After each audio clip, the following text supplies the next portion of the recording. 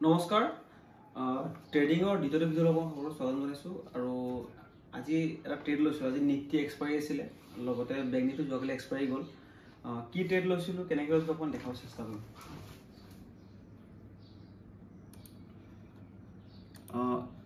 এইখন হৈছে bank Nifty shirt. প্ৰথম এডাল কেণ্ডেল আমি তললৈ আহোঁতে এটা ট্ৰেড ল'লোঁ, তাৰপিছত ইয়াত এটা ট্ৰেড ল'লোঁ আৰু এইডাল এটা ট্ৰেড লৈছিলোঁ। তাৰপিছত নিফটিটো আমি চেম তেনেকুৱা ব্ৰেকআউট দিওঁতে আমি তললৈ ব্ৰেকআউট দিওঁতে আমি ট্ৰেড লৈছিলোঁ, ইয়াতো তেনেকৈ ট্ৰেড লৈছিলোঁ। এতিয়া আৰু এটা আমি ট্ৰেড ছেটআপ বনি আছে এইখিনিত, এটা যদি ৰেডত ক্ল'জ দিয়ে, আপোনালোকে হয়তো যদি এটা ৰেডত ক্ল'জ দিয়ে তেতিয়াহ'লে আমি আকৌ এটা পুটত ট্ৰেড ল'ম। আৰু আজি প্ৰফিটটো খুব সৰুকৈ প্ৰফিট এটা ল'লোঁ। এইটো আপোনালোকে দেখিছে, পুট বাই কৰিছিলোঁ আমি। এইটো পুট বাই কৰোঁতে এইকেইটা আমাৰ প্ৰফিট অভাৰঅল 1600 টকা প্ৰফিট। ইয়াৰে মোৰ অকণমান স্কেল্পিং কৰোঁ মানে ট্ৰেডৰ চাৰ্জটোত 400 মান টকা কাটা খাব। তাৰপিছত ধৰি লওক মোৰ বাকীটো মোৰ এটা সৰুকৈ প্ৰফিট থাকিব লাগে। আৰু চাওঁ লাষ্টলৈকে আজি দিনটো কেনে হয়। আজি যিহেতু নিফটিৰ এক্সপায়াৰী আছে, খুব ধুনীয়া দিন। দেখিছে আপোনালোকে এটা ৰিজেকশ্যন কেণ্ডেল বনাই আছে, বেৰিছ কেণ্ডেল। এইডাল কেণ্ডেল যদি ব্ৰেক হয় তেতিয়াহ'লে এইখিনিলৈকে 2100লৈকে অহা এটা চান্স আছে, 22100লৈকে। চাওঁ কি হয়, দেখা যাওক, জনাম পিছত কি হয়। আমাৰ প্ৰায় 700 টকা লোকচান দেখাই আছে। চাওঁ মাৰ্কেট কোনফালে যায়। মোৰ হিচাপততো তললৈ আহিব লাগে, এতিয়া নাজানো কি হয়। আমি ইয়াতে 30টা কোৱাণ্টিটি লৈছোঁ বেংক নিফটি পুটত। দেখা যাওকচোন কি হয়।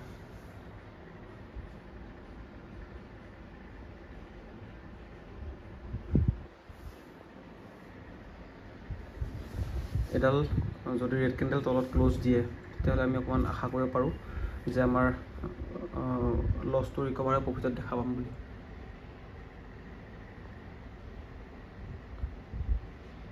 আমি বৰ বেছি এটা লাভ নলওঁ এইখিনিত। আমাৰ কষ্ট হোৱাৰ পিছত আৰু অকণমান খুব বেছি আমি এইটো এতিয়া চলি আছে কিমান, এইটো আমি 416 টকাত কিনিছিলোঁ আৰু তাক আমি 430-40 মান যদি হয় আমি তাতে ওলাই দিম মানে।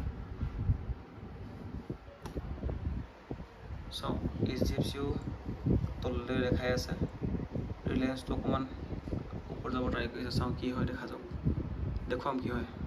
আমাৰ লছটো বাঢ়ি গ'ল, প্ৰায় 1200 টকা লছ চলি আছে। এইটো গ্ৰীণ কেণ্ডেল বনালে, চাই লওঁ কি হয়। এইটো আমাৰ লছ চলি আছে এতিয়া 600 চলি আছে। এইটো চাওঁ ক'ত বনায় কেণ্ডেলটো।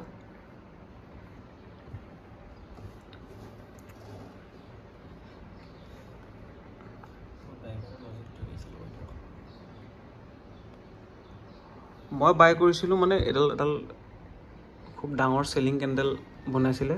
তাতে লগতে যি ছুপাৰ ট্ৰেণ্ড এটা মই ইণ্ডিকেটৰ ইউজ কৰোঁ, ছুপাৰ ট্ৰেণ্ডে চেল দেখাইছিলে। এই চাওক এডাল কাৰেঞ্চি দেখা পাইছে, ছুপাৰ ট্ৰেণ্ডে চেল দেখাইছিলে, সেইকাৰণে মই এইটো এণ্ট্ৰি লৈছিলোঁ। দেখা যাওক কোনফালে যায়। ইয়াত মই ষ্টপ লছ লগোৱা নাছিলে, ষ্টপ লছ লগাব লাগে, কিন্তু মোৰ মানে এই লাইনটোৰ তলত ক্ল'জ দিলে মই এক্সিট মাৰি দিম, যি 1000 মান লছ হ'ব।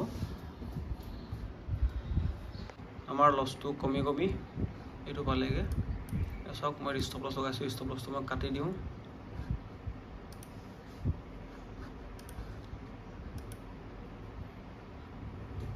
আৰু এয়া কেণ্ডেল তললৈ আহিলে, চাওঁ আৰু অকণমান আশা কৰিব পাৰি, চাওঁ কি হয়।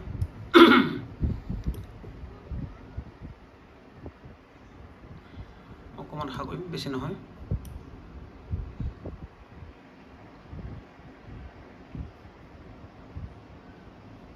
চাওক 200 টকা এটা প্ৰফিট দেখাই আছে, 30 কোৱাণ্টিটি আছিলে। বেছি প্ৰফিট নলওঁ, অকণমান আমি ওলাই দিম। 300 টকা দেখাই আছিলে।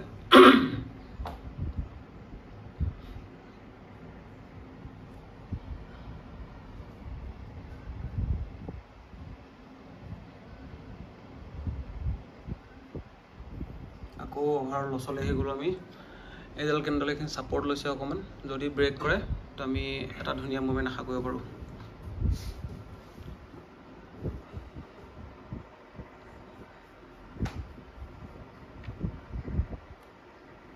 আকৌ অভাৰঅল চব লছত দেখাই আছে এইটো ভাঙি আমাক অকণমান প্ৰফিট দেখাইছে এতিয়া চাওঁ এই 40 এতিয়া দেখাইছে প্ৰফিট আমি এইটোত ওলাই দিম হা এক্সিট মাৰিলোঁ প্ৰায় 600 টকা আমি প্ৰফিট বুকিং কৰিলোঁ এই চাওক অৰ্ডাৰ ছাকচেছ মই কৈছিলোঁ নহয় কেণ্ডেল তললৈ আহিব বুলি অলপ হোল্ড কৰিছিলোঁ আচলতে মই হোল্ডটো নকৰোঁ আজি অভাৰঅল চাওঁ কি হ'ল এইটো মোৰ ধৰণৰ এইটো পজিশ্যন আজি অভাৰঅল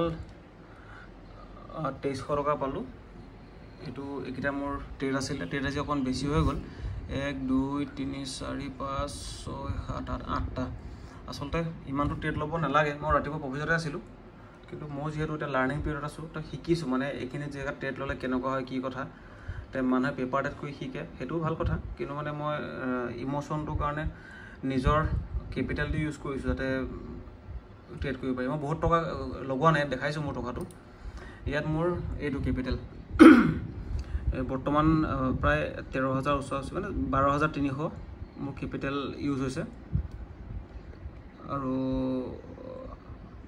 আজি মোৰ প্ৰায় 16% মানে মোৰ কেপিটেলৰ 16% এটা মানে মোৰ ইনকাম হ'ল হয় নহয় সেইটোৱেতো হৈছে আৰু চাই থাকিব আৰু মই নাজানিব শিকাই দিব আপোনালোকে কমেণ্টতে ধন্যবাদ